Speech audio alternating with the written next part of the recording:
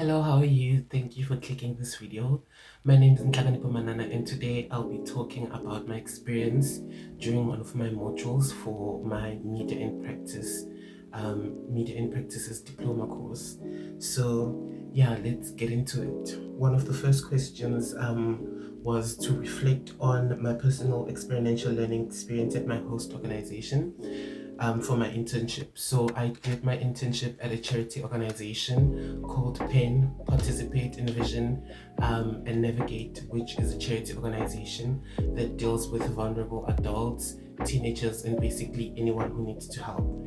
I would say that my experience was quite eye-opening because I had never worked with such an organization that deals with such sensitive issues. So when it came to addressing some things, it was quite fascinating how I had to go about it. And the second question says to provide an overview of the host organization and as well as how I chose them. Like I had mentioned beforehand, the organization is a charity organization which primarily deals with vulnerable adults, children, and anyone basically who's vulnerable and needs help. How I chose the organization is that I previously had worked with them on a previous project, so it was easy for me to align my module as well. I'm majoring in public relations, which is all about giving back.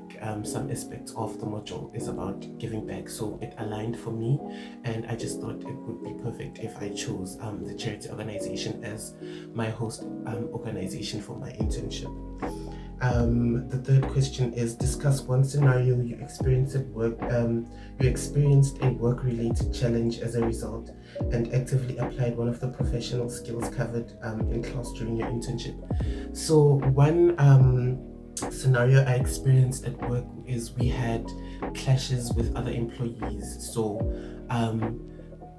communication, one of the most important skill sets that I used during that challenging time was to communicate my grievances with the individuals in mention. The other question is discuss one scenario where you played to your strengths during my internship. So with this internship, there had to be a lot of creative thinking because at the time I was there, they were preparing for plays. So there was a lot of creativity behind, and also with the limited budget that we had, I had to come up with other alternative things to do so that we wouldn't go over budget. So I had to tap into my creative side. And another question is reflect on one of the key pieces of feedback received from your mentor and a host organization. So one of her feedback to me was that I should be more assertive, especially when dealing with kids, because they can tend to go over your head. So assertiveness and also my communication skills.